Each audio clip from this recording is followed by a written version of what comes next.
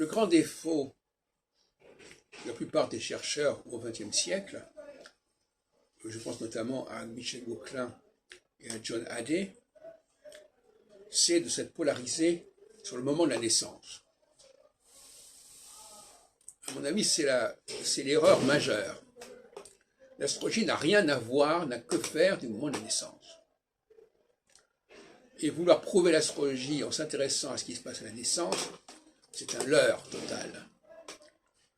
L'astrologie est périodique et surtout elle n'est pas liée à un individu particulier. Elle est l'histoire de l'humanité qui se fait, qui se défait, qui se compose, qui se décompose, mais c'est l'humanité qui est en question. Effectivement, quand elle se décompose, on a affaire à des individus, mais très rapidement, elle se restructure et on a affaire à un discours collectif, un discours unique. Donc, toutes ces problématiques de recherche de la date de naissance, qu'a lancé Gauquelin, qu'a repris Didier Gélin à sa façon, consiste à collecter les dates de naissance, les actes d'état civil, c'est de la foutaise au niveau astrologique. Et d'ailleurs, ça n'a rien donné, ça ne donnera jamais rien. Et ça donne le goût de la précision, surtout. Et ça, c'est vraiment un problème. Parce que vouloir savoir la date de naissance, l'heure de naissance, le lieu de naissance, c'est une demande de précision.